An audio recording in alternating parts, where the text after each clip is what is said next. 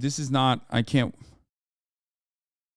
This doesn't have the ad featured in it. I don't, oh, it does. We play a football game, which, you know, times like this, you stop and think about just how, not only how good we have it, but what freedoms were allowed. A day after 9/11, Pat Tillman knew he could do more.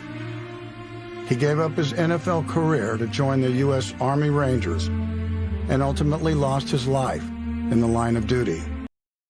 Like, Pat Tillman is a very interesting character. The first part of it is true. He did literally leave his NFL career after 9/11 to go join the Rangers. That part is true. But in that process, in that experience, like millions of fucking veterans, okay, millions or at least hundreds of thousands of active duty combat members, especially after fucking 9/11, he started becoming disillusioned with the purpose of the war. He started getting angry. He was having letter correspondences with, you know, friend of the show, everyone's favorite libertarian, Noam Chomsky. Okay? And basically in that process, he started being openly critical about he started becoming openly critical about the war. He was very critical about Iraq, the Iraq invasion, and he even was relatively critical about even Afghanistan as well, which at the time was like unique. Now, he did not die in the line of duty. He was murdered. He was killed friendly fire style. Okay? So yeah, he got fragged by his you know, fellow Rangers. Let's watch the rest of this ad, and then I'll give you guys the real story. Principles live on in an organization that bears his name, and its scholarship recipients who embody his spirit. Like Tillman, Dave Prakash felt compelled to serve after 9/11. When I was 29, I was a doctor, but I felt I needed to do more. So I put my medical career aside and joined the Air Force. After his career as an operational test pilot, Dave now develops artificial intelligence-based technologies to serve patients. Professional care helped Fabergé Flint overcome the trauma of losing her husband in combat. I started the Staff Sergeant Brian A. Lewis Award. It provides financial support to students in pursuit of higher education. At Athens Technical College, Fabergé guides the educational pursuits of the underrepresented, a passion she shares with reservist Hae-Jung Park. I earned my citizenship through the Army, and now I study economic and environmental impacts on health and well-being. I mean, this is like NFL propaganda. This is, you know, American imperialism propaganda, and it's the grossest one, especially because Pat Tillman was murdered, perhaps for the crime of being outspoken about the U.S. military and its actions, while also simultaneously, in the immediate aftermath of his execution, okay, of his assassination, I believe he was shot in the head with an M16. So the idea that, like, 3 times, the idea that it was a friendly fire incident that was a really horrific accident is a ridiculous one, okay?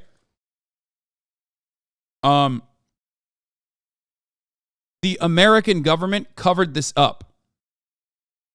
And by the way, Pat Tillman's family absolutely despises this kind of display. They openly talk about this being gross and disgusting. And the fact that they use his likeness, the fact that they use his experiences to do this kind of like imperialist propaganda is something that the Tillman family openly fucking hates. Okay?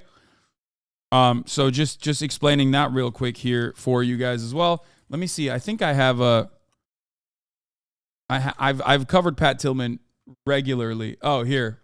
Happy second Monday. Nike announced they're sponsoring Kaepernick, and boy, are people angry. Throwing this in the fire because of Colin Kaepernick is now the face of Nike.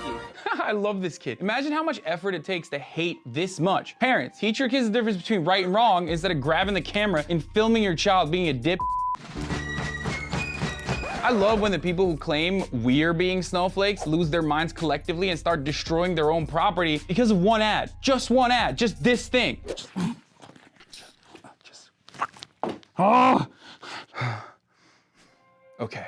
It's got to be hard being a conservative when you have to get mad at inanimate objects all the time. Like, imagine if they channeled their frustration into a real systemic injustice. I mean, how much of a thin-skinned baby do you have to be that you're mad that Nike sponsored someone protesting police brutality? Like, this is what makes you honk like a goose. Not the fact that extrajudicial police killings are so routine that 9,000 citizens have been killed since 9/11 in the hands of the police, and that doesn't even deserve a protest, or not the fact that the criminal justice system is completely broken and we hold a quarter of the world's incarcerated population. Fine by me. The people protesting this injustice, now those are the people I hate. By the way, if you'd like to come debate me on this issue, I'm live on Twitch every day from 7 p.m. to 9 p.m. Pacific at twitch.tv/HasanAbi. I'm waiting. Damn, look at that. Also, if you need any further evidence that all of this performative outrage by conservatives has nothing to do with the military, look no further than Pat Tillman. Nice white boy who quit the NFL to join the military, right? He's exactly the kind of patriot conservatives love to bring up because they've... If I get killed, I don't want Bush to parade me through the streets and use as a political tool, Krakauer said. And of course, that's what Bush never did. Bothered to read a whole ass book on Tillman's patriotism, where he quickly realized the Iraq War was patently illegal, was in contact with Noam Chomsky, but was executed by a fellow Ranger, and then the Defense Department tried to cover up that murder. That's probably why Tillman's family still asks you dip to stop using his name. Alas, this is yet another reason why this protest has nothing to do with defending the big bad military's honor and everything to do with people of color having a voice. I'm gonna put this into incredibly simple terms for those on your timeline upset about this issue, okay? If you're mad at Kaepernick and other athletes for kneeling during the anthem and not upset about what they're protesting, then you're a part of the problem. If you still think it's disrespectful to kneel during the anthem, even though it was a Green Beret named Nate Boyer's suggestion to do so, then you're a part of the problem. If you're refusing to see certain realities, like the fact that hundreds of thousands of people of color served in the military and that they are also disproportionately affected by police brutality, or the fact that thousands of homeless veterans still get mistreated by the police, then you are a part of the problem. If you're actively celebrating a dude who lost his job for speaking his truth and then still managed to donate millions to underserved communities, who deals with death threats every day after the president declared him a pariah, then you're no free speech champion. You're just a triggered bootlicking dip. I mean, I've covered this so many times, I'm sure people are annoyed at this point, but like, what do you want Kaepernick to do? You want him to just crawl into a hole and die for speaking his truth about something that impacts us all, like all Americans? And look, I'm not gonna sit here and act like Nike's simply doing this out of the goodness of their heart either. They made a deliberate choice. They knew that this would generate press and hopefully some sales for them, but in this case, they're on the right side of history. Is a multinational corporation with questionable labor practices hoping to profit off of supporting social justice? Absolutely. Is this still good because it allows others to speak truth to power as well? Yes. Am I enjoying MAGA people burning their Nikes instead of crosses at least? Absolutely, it's delightful. 8 out of 10. I'm Hasan Piker. If you're enjoying... Why do you have 2007 drip in this video? Dude, I literally own all of the same things and I wear them regularly. What the fuck do you mean? Yeah. Are you really not mentioning that a 240 was a gun that killed him? Absolutely possible. It was friendly fire. The rate of fire is extremely high. I have shot one.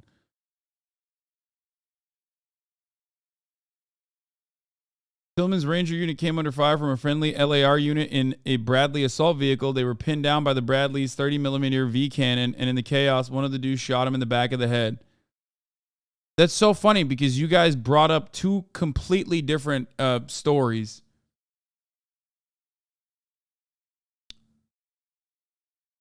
Yeah.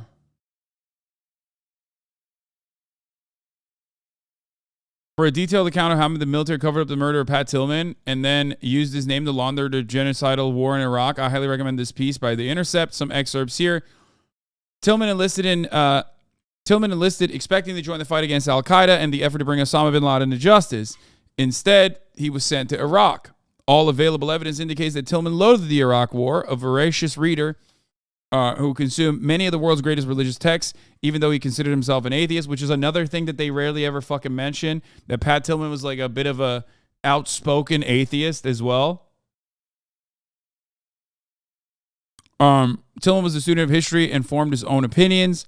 Shortly after arriving in the country, he confided in his brother and their friend Russell Baer that he thought the invasion and occupation were fucking illegal. He had loose plans to meet up with the Massachusetts Institute of Technology linguist and anti-war intellectual Noam Chomsky once he got out of the military. Tillman had, in fact, charged up a hill in an effort to defend the men he served with, including his brother. He was not, however, killed by the enemy. Within hours, the military knew Tillman was killed by his fellow soldiers, brought down by 3 bullets to the head, let loose during, spasms of wildly irresponsible but deliberate shooting. "I'm Pat fucking Tillman," he had screamed in a failed effort to stop the incoming fire. Gary Smith, in his account for Sports Illustrated, noted that for the men on the ground, the gravity of what happened sunk in quickly. America's most renowned soldier was dead, and they had killed him. The military's initial investigation, filed days after the incident, which described acts of gross negligence, called for the Army Criminal Investigation Command to determine whether the shots were fired with criminal intent, was buried. The initial investigation was buried.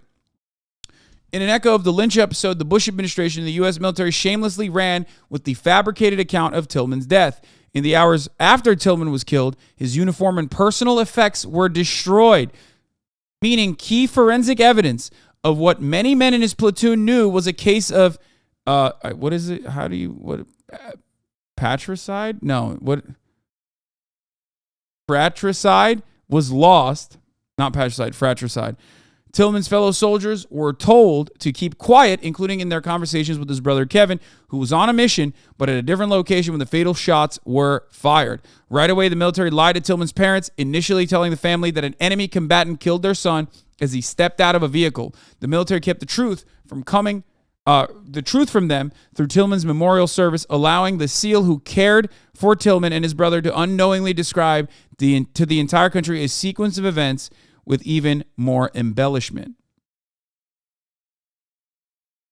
The crucial part of the piece concerns the bullets in Pat Tillman's forehead fired from close range, which the military lied about and was only revealed much later after Tillman's mom forced the issue and didn't accept the government's lies. This is how depraved they are.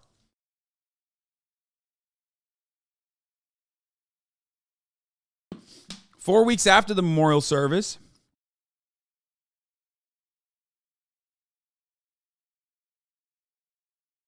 I was in the Seabees from 2011 to 2016, and we used to say, "Don't pull a Tillman." If people started complaining about deployment, I never got it until a friend told me he was literally killed because of him saying we shouldn't be here. 4 weeks after the memorial service, Kevin Tillman's sergeant pulled him aside at their stateside base and told him his brother had been killed by friendly fire. Their mother, Mary, got the news from a reporter calling her for comment. The military withheld key facts from the Tillman family, even as it admitted the broad strokes of his death. It would take 4 years of digging, led chiefly by Mary, 7 official investigations, and 2 congressional hearings before some semblance of the truth surrounding Tillman's death was pried from the government.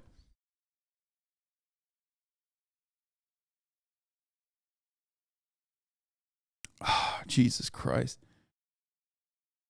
More than 2,000 pages of testimony released to the Associated Press in 2007 revealed that Army attorneys sent each other congratulatory emails for keeping criminal investigators at bay, and that the close proximity of the bullet holes in Tillman's forehead had raised serious questions from medical examiners as to the Army's version of events.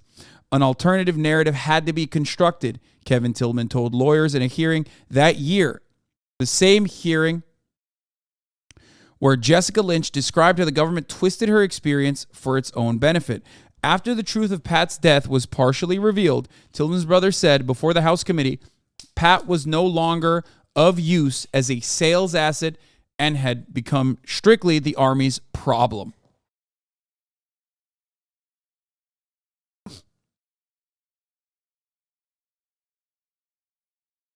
Yeah, important to note that Pat Tillman got in touch with Chomsky to arrange a meeting before he was deployed to Afghanistan, and his views were likely known by military officials. I'll leave it up to you to decide why he ended up shot in the forehead at close range by friendly fire.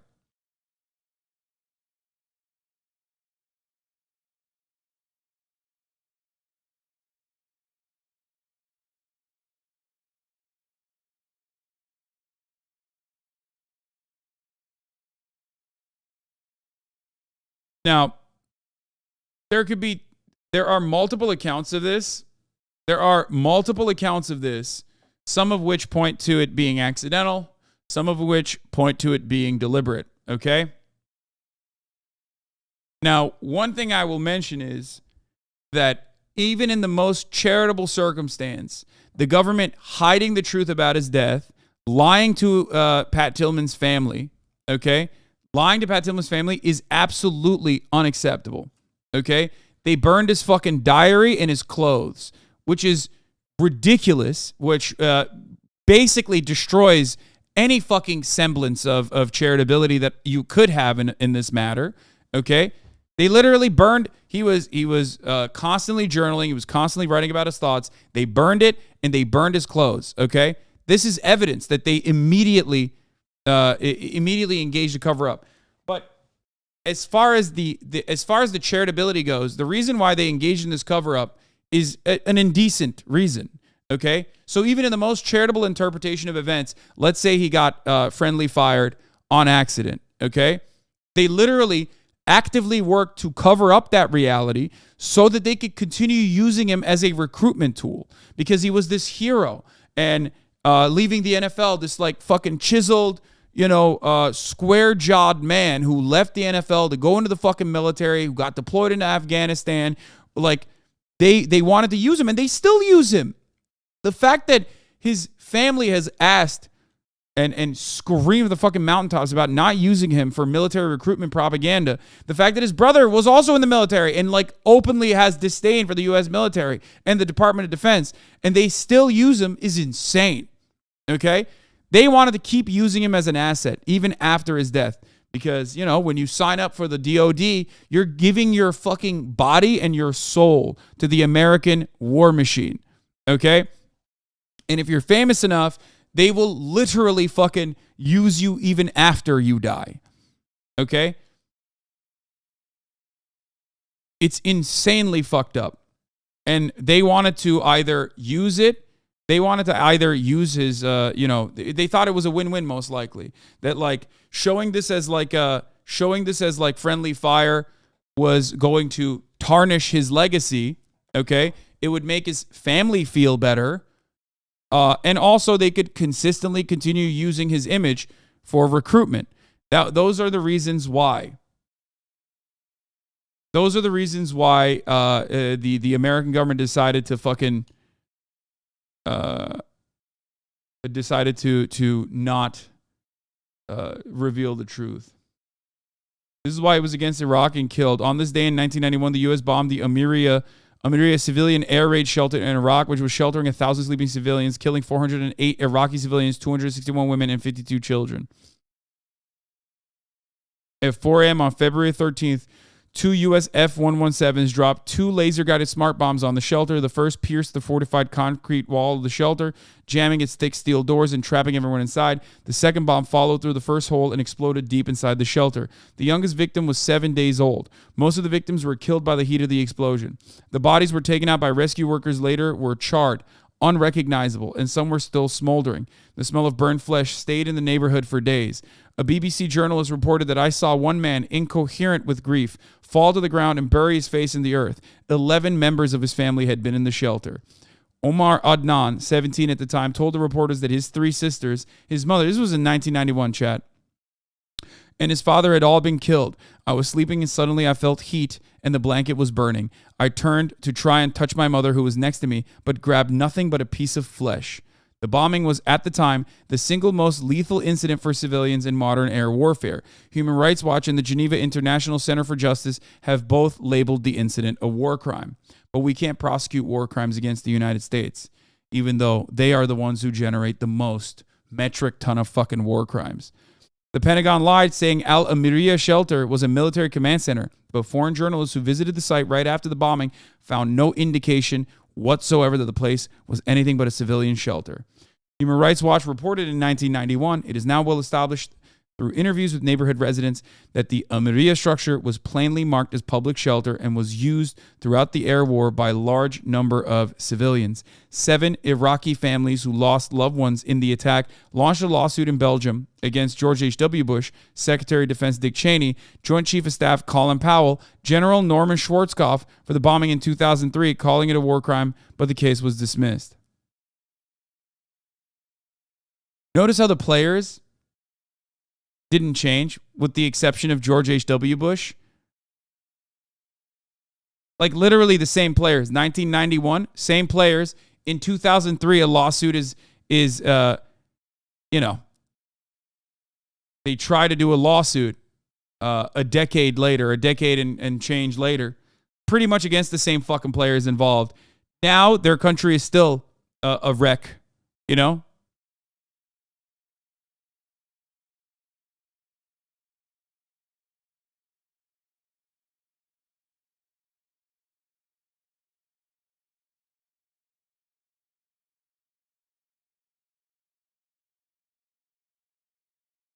Anyway. Pat Tillman was corresponding with you and planned a meeting before he was killed by friendly fire in Afghanistan. And what was he needing to discuss? It's in essence true, but the specific facts are that shortly before he went to Afghanistan, I was contacted by, he couldn't do it, but I was contacted by his friends and family, and we did arrange to meet when he came back. And I don't want to say what was on his mind, of course, but it was pretty clear from the discussion that he wanted to discuss the question of the justice of the U.S. war in Afghanistan and other regional issues. Pat. Yeah, but hey, guys, I know that there's like a lot of evidence here, but guess what? This guy said his friend shot Pat Tillman, and he said it was no big deal. He said, my bad. Jack Murphy says, just to be clear, this is false. I know the guy who shot Pat, and it was a tragic and accidental friendly fire incident. The military initially lied about how it went down, and that is the real issue here. When you question the version of events the government provides to the media, that's ideology, which is bad. To be clear, the things I'm saying aren't ideological at all, though. Some people interpret the news through an ideological lens, and stories become facts or lies solely based on how they align with a pre-existing worldview. Yeah.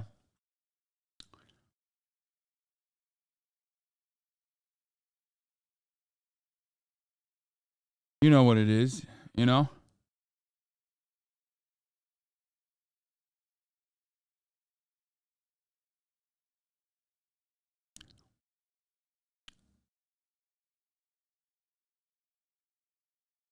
I know the guy who shot bin Laden, and he definitely didn't actually kill him. It's all true. Okay, but that one might actually legitimately be true. The guy who shot bin Laden didn't actually shoot bin Laden.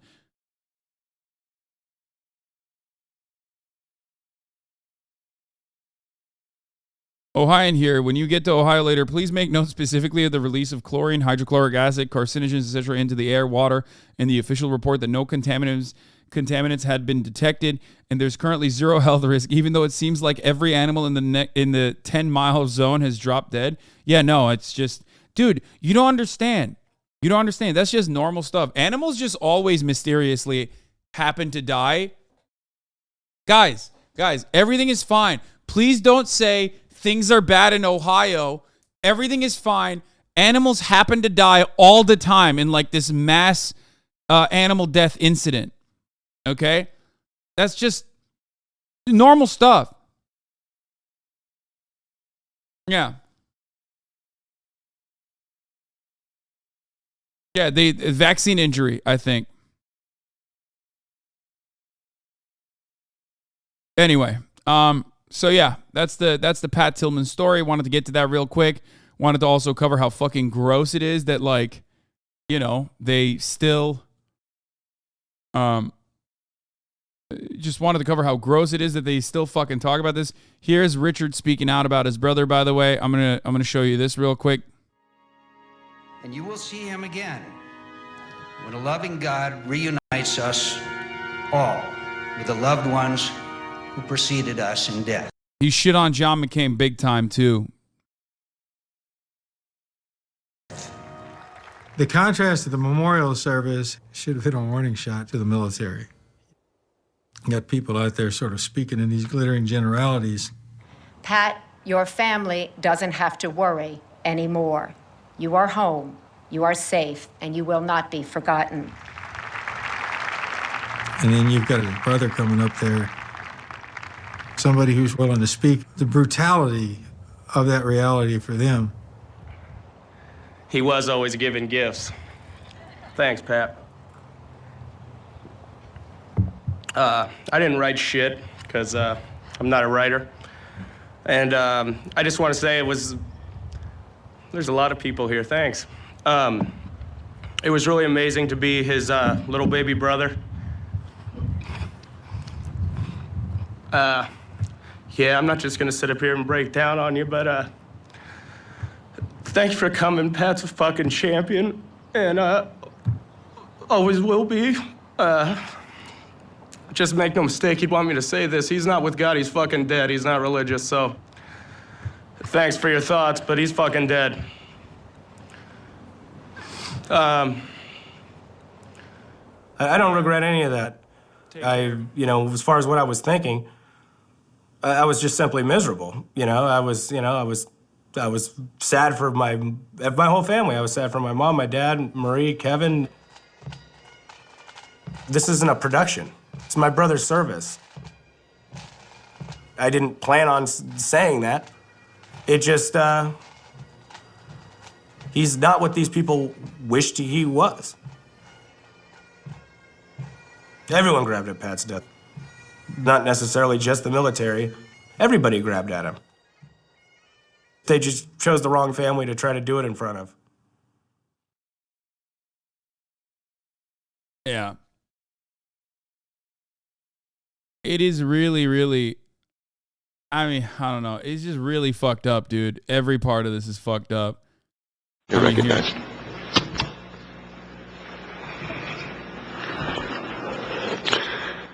I want to thank Chairman Waxman for holding this hearing and members of the committee for attending. My name is Pat Tillman.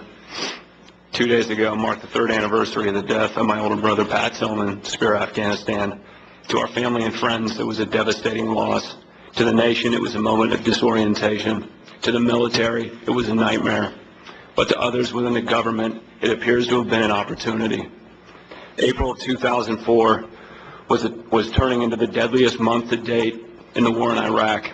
The dual rebellions in Najaf and Fallujah handed the U.S. forces their first tactical defeat, as American commanders essentially surrendered Fallujah to members of Iraq resistance, and the administration was forced to accede to Ayatollah Sistani's demand for January elections in exchange for assistance in extricating U.S. forces from its battle with the Mahdi militia. A call of 20,000 additional troops was ordered, and another 20,000 troops had their tours of duty extended. In the midst of this, the White House learned that Christian Parente, Seymour Hersh, and other journalists were about to reveal a shocking scandal involving massive and systemic detainee abuse in a facility known as Abu Ghraib. Yep. Then on April 22nd, 2004, my brother Pat was... Every part of the fucking war was going wrong. Every part of the war was going terribly wrong. And then they lost like this heroic figure that they were actively using for recruitment in the worst way possible. Killed in a firefight in eastern Afghanistan. Immediately after Pat's death, our family was told that he was shot in the head by the enemy in a fierce firefight outside a narrow canyon. In the days leading up to Pat's memorial service, media accounts based on information provided by the Army and the White House were wreathed in a patriotic glow and became more dramatic in tone.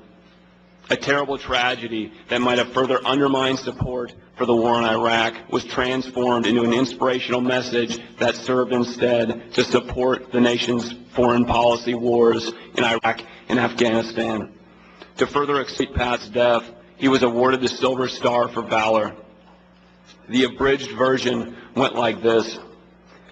Only after his team engaged this well-armed enemy did it appear that the enemy's volume of fire into the kill zone diminished.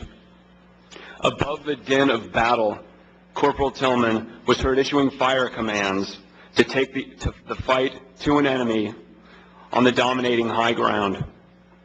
Always leading from the front, Corporal Tillman aggressively maneuvered his team against the enemy position on the steep slope. As a result of Corporal Tillman's effort and heroic action, the trail element of the platoon was able to maneuver through the ambush position of relative safety without suffering a single casualty. All of this is a lie, by the way. Fuck, I never knew all these details. No. He is going to reveal that every single part of this report that the Department of Defense wrote was just a lie. They wrote this specifically to cover their own asses. They made it up so that it didn't look like Pat Tillman was murdered. They wrote fucking fan fiction, basically. Bro, the images of Abu Ghraib on Wikipedia are insane. Yeah, don't fucking, I mean, if you want, if you're in for a ride, a lot of Zoomers probably don't even fucking know that. Like, a lot of Zoomers hadn't really developed consciousness at the time of like the Abu Ghraib shit happening, mass torture happening in American facilities, which, by the way, they still do, for the record. This was just like torture for the sake of torture.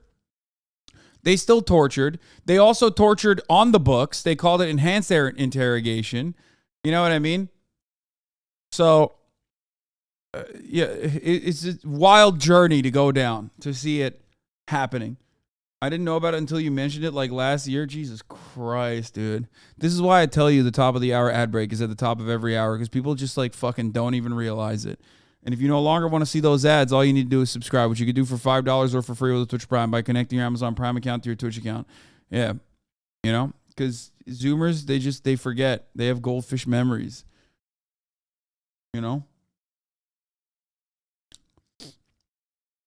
Now, you can also get gifted a sub if you're lucky. If you're lucky, you can also avoid the ads at the top of the hour by getting gifted a sub. Here is the 3-minute ad break now.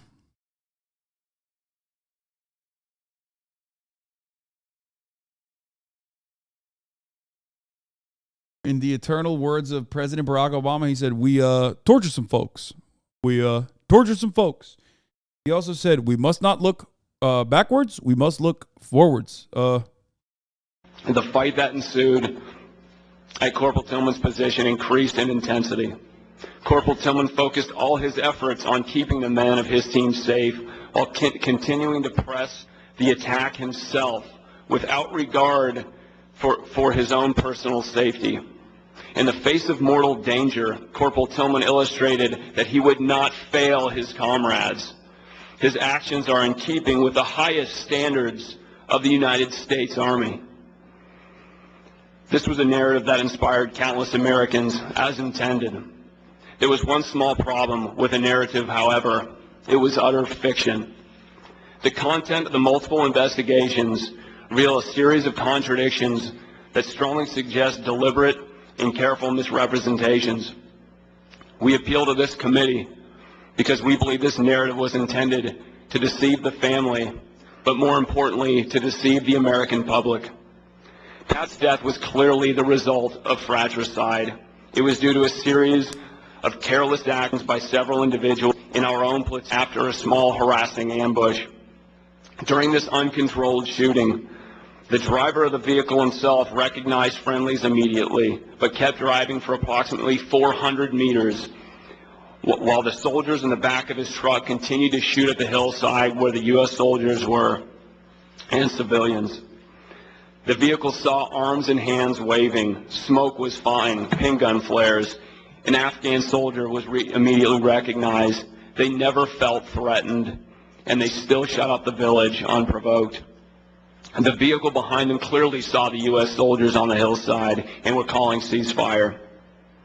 The end results were the death of Pat and the Afghan soldier, as well as 2 more soldiers wounded in the village. The signs were available, but the decision to shoot was made. This was not some fog of war. They simply lost control. According to the sworn statement on April 26th by the fellow soldier who was right. Apparently, this is not real either, right? This isn't even correct.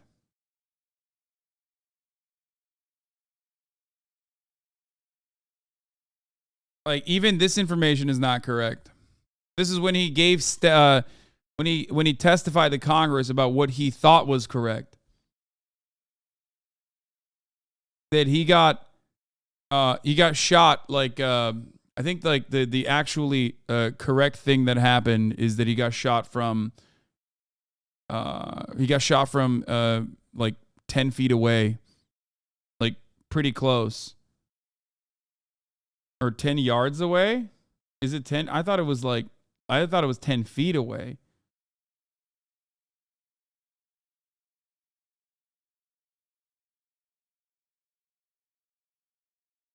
With a M16.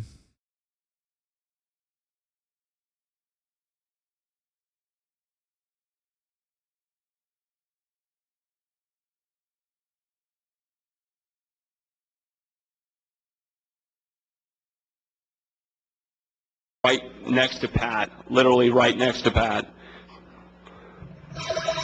Next to Pat's statement on April 26th by the fellow soldier who was right next to Pat, literally right next to Pat. Thanks, sir. Quote, I remember watching the friendlies just shooting at us. A 50 cal rolled up into our sights and started to unload on top of us. They would work in bursts, 50 cal for 10 to 15 seconds, 240 Bravo 10 to 15 seconds, back and forth. Specialist Tillman and I were yelling, cease, stop, friendlies, cease fire. But they could not hear us. Tillman came up with the idea to let a smoke grenade go. This stopped the friendly contact for a few moments, and that's when I realized the AMF soldier was dead. At this time, the GMB rolled into a better position to fire on us. We thought the battle was over, though, so we were relieved, getting up, stretching out, and talking with one another. When I heard some 5.5 sounds coming from the GMB, they started firing again. That's when I hit the deck. Specialist Tillman, at this time, was hit by small arms fire. I know this because I could hear the pain in his voice as he called out, ceasefire, friendlies, I am Pat effing Tillman, damn it. He said this over and over again until he stopped, end quote. The facts of this case clearly show Pat and the Afghan soldier were killed by fellow members of his platoon, as well as the wounded soldiers on the hillside, and they knew this immediately. Revealing that Pat's death was a fratricide would have been yet another.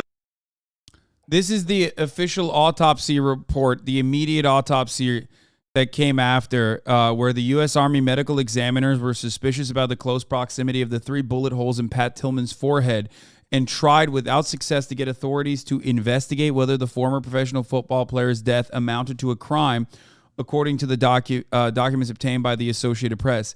The medical evidence did not match up with the scenarios as described. A doctor who examined Tillman's body after he was killed on the battlefield in Afghanistan in 2004 told investigators. The doctors, whose names were blacked out, said the bullet holes were so close together that it appeared the Army Ranger was cut down by an M16 fired from a mere 10 yards or so away.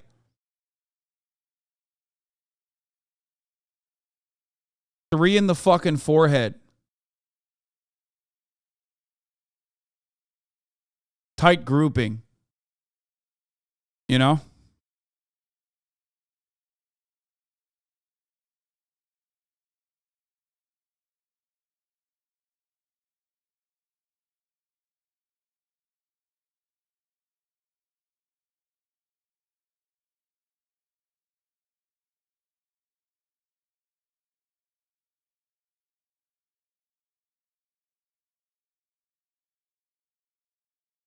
I get it. It's burst fire, but you know, it's a little bit, it's just, you know, very deliberate.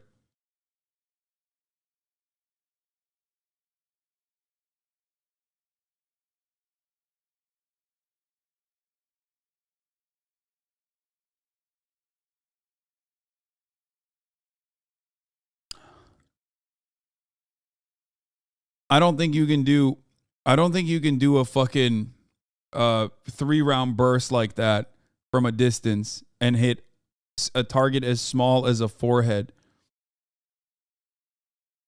All 3 rounds of a burst hitting someone right in the forehead is pretty damn impossible unless it's aimed. Yeah, it's just like, especially if it's from a distance. Anyway, I like that the army doctors are like, this is insanely suspicious and amounts to a criminal investigation being launched. And then there's still motherfuckers in the chat who are like, no, sorry, you're wrong. Actually, army doctors, even if it's not a burst, which I don't even know if it was a burst or not. The Pentagon and the administration of George W. Bush had been criticized in recent months for lying about the circumstances of Tillman's death. The military initially told the public and the Tillman family that he'd been killed by enemy fire. And the Department of Defense, ultimately, they did conduct a criminal investigation and asked Tillman's comrades whether he was disliked by his men and whether they had any reason to believe he was deliberately killed. They sent in, after covering the story up, and burning his personal belongings, which very weird. Very fucking weird. They were like, hey, so what's up? Did you guys not like him? Hey, could you have like possibly murdered this very famous person?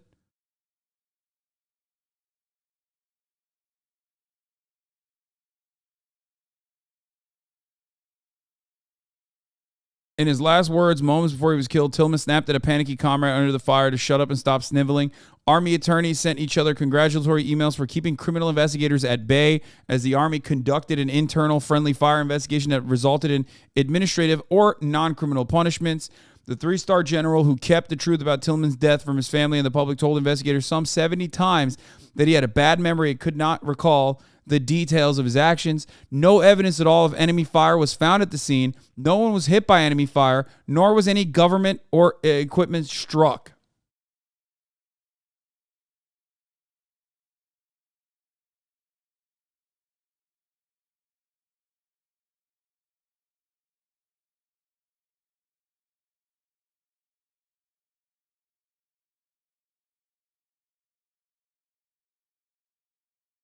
This is there was more on the Associated Press report. This is just a CBS News article covering the AP report, the report that was leaked to the Associated Press. So even his brother, when he's doing this testimony to Congress, is like not aware of everything that happened. Their political disaster during a month already swollen with political disaster. This is when they realized that it was fake, and then there was a second retelling. Because like originally they say it's enemy fire. Then they say, oh, it's not enemy fire. It's friendly fire, but here are the events that took place. And then there's the last report that contradicts all of that.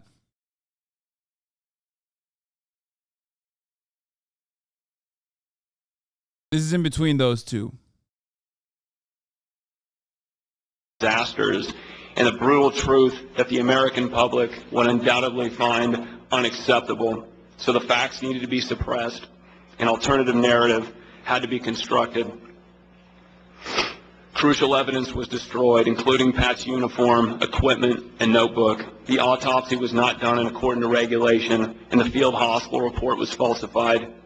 An initial investigation completed with 8 to 10 days before testimony could be changed or manipulated, and which hit disturbingly close to the mark, disappeared into thin air, and was conveniently replaced by another investigation with more palatable findings.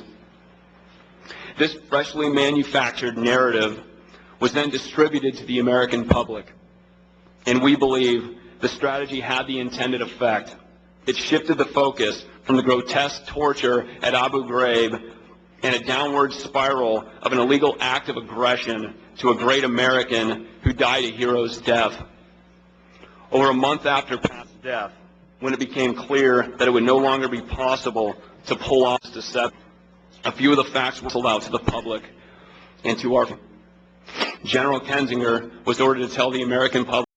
I mean, it's just fucking insane that like they still, in spite of all of this, like the NFL and the military from time to time use his likeness and imagery because so much time has passed. You know what I mean? So much time has passed that like we can whitewash it. But what do you expect from these pieces of shit? They do it to MLK. They do it to everyone. Okay? Public May 29th, 5 weeks later, that Pat died of fratricide, but with a calculated and nefarious twist. He stated, quote, there was no one specific finding of fault, end quote, and that he, quote, probably died of fratricide, end quote, but there was specific fault, and there was nothing probable about the facts that led to Pat's death. The most despicable part of what General Kinzinger told the American public was when he said, quote, the results of this investigation in no way diminish the bravery and sacrifice displayed by Corporal Tillman, end quote. This is an egregious attempt to manipulate the public into thinking that anyone who would question this 180-degree flip in the narrative would be casting doubt on Pat's bravery and sacrifice. Such questioning says nothing about Pat's bravery and sacrifice, any more than the narrative for Jessica diminishes her bravery and sacrifice. It does, however, say a lot about the powers who perpetrated this.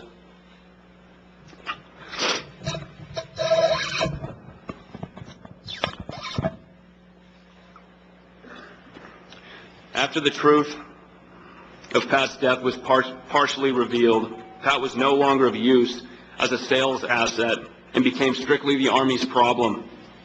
They were now left with the task of briefing our family and answering our questions. With any luck, our family would sink quietly into our grief, and the whole unsavory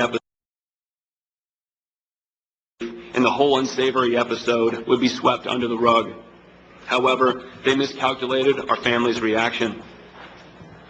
Through the amazing strength and perseverance of my mother, the most amazing woman on earth, our family managed to have multiple investigations conducted. However, while each investigation gathered more information, the mountain of evidence was never used to arrive at an honest or even sensible conclusion. The most recent investigation by the Department of Defense Inspector General and the Criminal Investigative Division of the Army concluded that the killing of Pat was, quote, an accident. The handling of the situation after the firefight were described as a compilation of, quote, missteps, inaccuracies, and errors in judgment, which created the perception of concealment. The soldier who shot Pat... How fucking nasty that they literally... How nasty that they tie this back to like, oh, you're diminishing his accomplishments if you actually ask for the truth about how he was murdered. How fucking disgusting, dude. Admitted in his sworn statement that just before he delivered the fatal burst from about 35 meters away, that he saw his target waving hands, but he decided to pull the trigger anyway. Such an act is not an accident. It's a clear violation of the rules of engagement. Writing up a field hospital report stating that Pat was, quote, transferred to intensive care unit for continued CPR after most of his head had been taken off by multiple 5.56 rounds is not misleading. Stating that a giant rectangle bruise covering his chest that sits exactly where the armor plate that protects you from bullets is being, quote, consistent with paddle marks is not misleading. These are deliberate and calculated lies. Writing a Silver Star Award before a single eyewitness account is taken is not a misstep. Falsifying soldier witness statements for a Silver Star is not a misstep. These are intentional falsehoods that meet the legal definition for fraud. Delivering false information at a nationally televised memorial service is not an error in judgment. Discarding an investigation that does not fit a preordained conclusion is not an error in judgment. These are deliberate acts of deceit. This is not the perception of this is concealment. Pat is, of course, not the only soldier where battlefield realities reach the family and the public in the form of a false narrative. First Lieutenant Ken Ballard died in Najaf, Iraq, just one day after Pat's fratricide went public. His mom, Karen Meredith, was told that Ken was killed by a sniper on a rooftop. 15 months later, she found out that he was killed by an unmanned gun from his own vehicle. First Lieutenant Private Jesse Booty was killed May 5th, 2004 in Iraq. His family was told he was killed in a vehicle accident. A year later, they received the autopsy report, and they found that he was shot in the back. The Army was forced to concede that he was accidentally shot by a Polish soldier. Just recently, out of nowhere, a lieutenant showed up at their family's house and told them that an officer in his own unit had shot him. They are still looking for answers. Sergeant Patrick McCafferty was killed June 22nd, 2004, from what the family was told as, quote, an ambush by insurgents. 2 years later, they found out that those, quote, insurgents happened to be the same Iraqi troops that he was training. Before his death, he told his chain of command that these same troops that he was training were trying to kill him and his team. He was told to keep his mouth shut. About a year ago, I received a phone call. I was at my mom's house, and it was an emergency breakthrough from the operator. It happened to be a woman named Dawn Hellerman from North Carolina. So it was 2 o'clock in the morning her time. Her husband, Staff Sergeant Brian Hellerman, was killed in Iraq. She was tired of receiving new official reasons why her husband had died. She was desperate for help, so she called. The system killed her. Those soldiers deserve better, and their families deserve better. Our family has relentlessly pursued the truth on this matter for 3 years. We have now concluded that our efforts are being actively thwarted by powers that are more interested in protecting a narrative than getting at the truth or seeing that justice is served. That is why we ask Congress, as a sovereign representative of the whole people, to exercise its power to investigate the inconsistencies in Pat's death and the aftermath, and into all the other soldiers that were betrayed by this system. The one bit of truth that did survive these manipulations was that Pat was and still is a great man. He is the most wonderful older brother to ever exist. Pat wanted to leave a positive legacy based on his actions, and he did that. But Pat's death at the hands of his comrades is a terrible tragedy.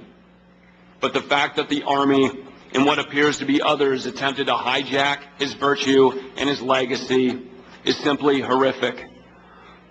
The least this country can do for him in return is to uncover who is responsible for his death, who lied and covered it up, and who instigated those lies and benefited from them.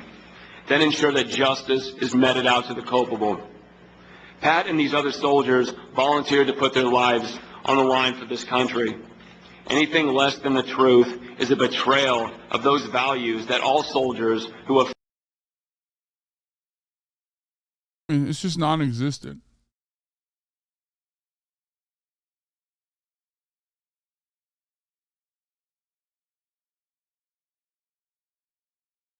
Universal values. You already know what the fucking universal values are. Anyway, we're going to move on from